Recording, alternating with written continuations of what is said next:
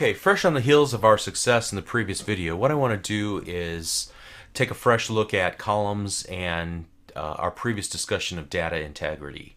And since columns are the most basic building blocks, it's important that we really understand the implications of our design decisions. All right, so one more time, the most important job of an RDBMS is data integrity, right? And it takes a couple of different forms, right? Ensuring that the data is of the correct data type, ensuring that important data is not missing, the whole null, not null conversation, ensuring that data falls within the appropriate range of values that are expected by the user, and so on. So most of the weight of data integrity falls on how we define our columns and what constraints we define for both tables and for relationships. So a brief overview. Based on what we know about columns already, we could list them on a whiteboard if I had one sitting right here. What do we know about columns? First of all, they have names. They have a data type. They have other properties such as whether or not that field can be left empty. Can it be nullable or not? We've seen how we can make a given field an identity column, which means that it can have an automatic numbering sequence, and we can change some things about how that behaves. We also saw that we could make one of the columns within our table a primary key by selecting the little key icon and for the given selected column. And then one thing we didn't look at, but what we could do is create a default value or an expression that creates a default value. So for example, what I could do here in the customer sense, well, let's go ahead and open this up. Open table definition. And here I want to go to customer sense, and in the default value or binding, I'm just going to put get date. And now, because I knew that little method exists in SQL Server, anytime a new record is created and a value is not already input for the customer sense field, then the current date timestamp will be placed in that column instead. Okay, so those are the ways that we can define a column. And let's just focus for a moment on data types, because we really didn't talk about those yet. There are a lot of data types to choose from. Let's just go here to an empty row and just look at all of these. Big int, binary, bit, char10, date, date time offset, decimal, float, geography, geometry, hierarchy, image, int, money, nchar, ntext, numeric, varchar 50, nvarchar max, real, small date time, small int, small money, text, time, timestamp, tiny int, unique identifier, var binary max, varchar max, and XML. Okay, so I went through all of them. So which one of these is right for a given situation? There's probably like 2 or 3 dozen. Well, it depends. Just like the data types in the .NET Framework Common Type System, there are many specialty data types in SQL Server as well. However, just like before, it's important that you become cozy with just a subset, just a few to get started, and then you can add on others to your toolbox as the need arises. So in the interest of getting to know a few of the most popular ones, here, let me give you my list. They include, whenever you need big numbers, use int. Whenever you need small numbers, use small int. Whenever you need 1 to 100, use tiny int. Whenever you need small text, just a little bit of text, varchar or nvarchar, and then define exactly what you think is the largest amount that would actually fit in there. Varchar 50, varchar 100, like we've done here, or nvarchar. If you need lots of text, like several paragraphs of content, and maybe you're going to use that as the basis of a content management system to serve up entire web pages, then you might want something like a varchar max or an nvarchar max if you expect Unicode characters, or rather like Japanese or Chinese symbols. Okay. Time. You can choose small date time, which will work for most situations. If you need precision down to like thousandths of a second, then you can just use the regular date time. Same is true with currency. If you just need any kind of currency that most people would have in their bank accounts, small amounts of money relative, use small money. If you need large, extremely large sums of money, then use the regular money data type. And if you just need a yes or no, true or false value, you can use bit. It's kind of like Boolean. All right, now, unfortunately, as we're going to learn later, in a few cases, there's not a direct mapping between, for example, the term int in SQL Server and the term int in C#. In other words, they accept different sizes. Similarly, there's no string data type in SQL Server per se. There are about a half a dozen data types that convert into the string data type in C#. So that's unfortunate. There's not a direct mapping that we can just point to, but it's honestly not a showstopper. We'll be able to get C# to talk to our databases, and they won't have any problem with working with each other, and we'll show how to do that later next week. Okay, one last note about data types. You need to be careful. You can see as I was building my customer table here that I did put some thought into the sizes and the data types. You need to make sure that you select the appropriate data type for your application, because doing so will help your database to function more correctly. What are some of the potential pitfalls? Well, if you choose too large of a data type, then you're going to waste space in the database. If you choose too small of a data type, then you're going to create an artificial ceiling for your company or yourself or your customers.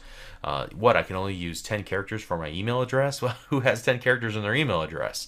All right, so you need to make it large enough so that it can accommodate every possible conceivable value that's reasonable, but not too big, because then you're going to start wasting space, right?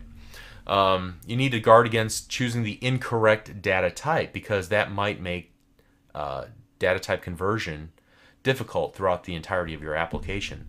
And you want to make sure that you don't choose the incorrect data type, because it could make reporting more difficult as well. So for example, zip code. Do you make that a number field?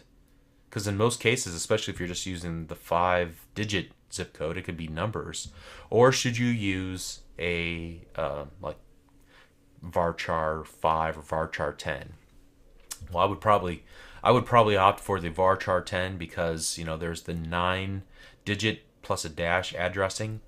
Additionally, you're not going to add those numbers together. But on the other hand, depending on the application, you might need to do some data conversion for GeoIP lookup. But then on the other hand, you might have other countries like Canada, for example, that have both alphabetical characters as well as numerical characters in their postal codes. So I would probably leave it at a varchar 10, okay, or varchar 12, something along those lines. I would probably do some research to see what other countries are acceptable. It's easily something I can do on the internet. Another example is money. Do I just use an integer value for money, or do I use an actual small money or money value? Well, again, we kind of counted out, money versus small money based on the sum that we expect to store and how much space we want that to take in every row of data that will be stored in that table. So the difference comes down between money and integer. And for example, integer wouldn't be good because you couldn't keep any values after the decimal point. So small money makes more sense in that particular case. So those are just a couple of examples, but you can see that there are trade-offs for every piece of information that you need to store. You need to give some careful consideration to what kind of data needs to go into that field of data. And you can change before you actually put your application into production. But it's better to have some thought be put into this in advance before you have to make changes into the database, which can get a little bit messy. It's better to be, what's that old woodcutter rule, measure twice and cut once? It probably applies in this particular case. Okay, moving on. The identity column that we defined here in our customer ID. We noted before that identity is special. It's used to automatically number a field based on the previous field's values for existing rows. It's important because it's often used for primary keys. It does not have to be used for that purpose, but it most usually is used for that purpose.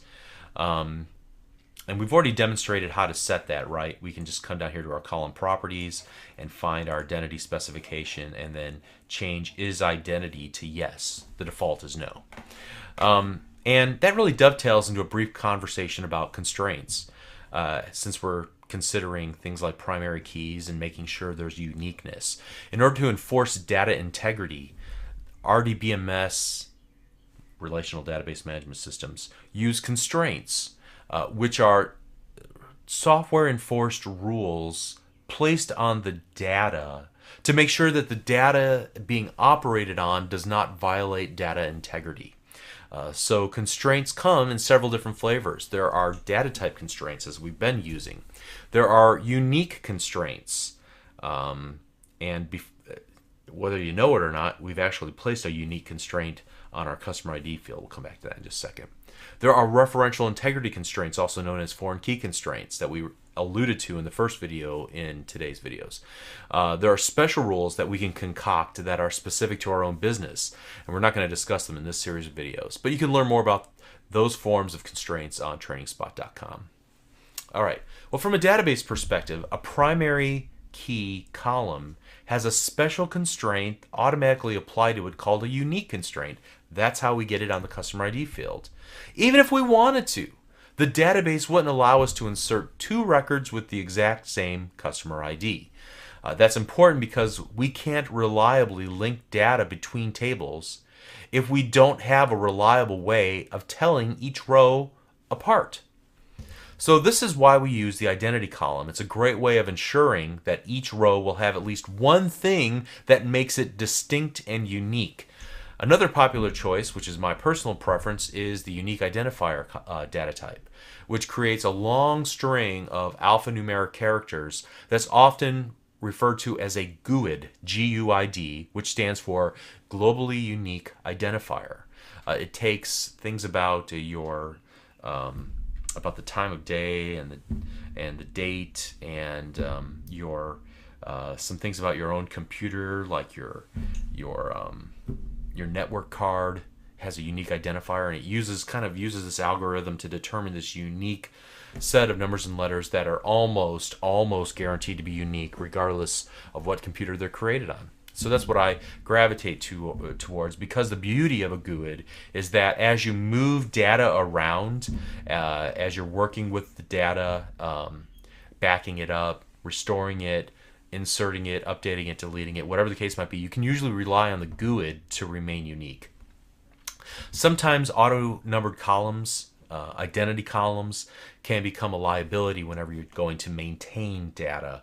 But let's not worry about that just yet. Let's stick with identity columns that are of type integer for now. All right, so the corollary to the unique constraint on our customer table would be to have a foreign key constraint in some other tables. It allows us to define a relationship between one or more records in a second table and a single record in the first table containing the primary key. So, for example, customer and orders. We have a customer ID in the customer table and a customer ID in the orders table. One customer can have multiple orders. So there is that one-to-many association.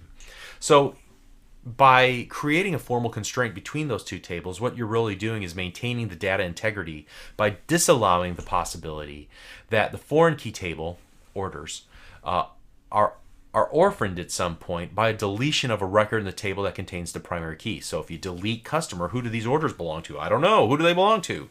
Can't have that situation happening.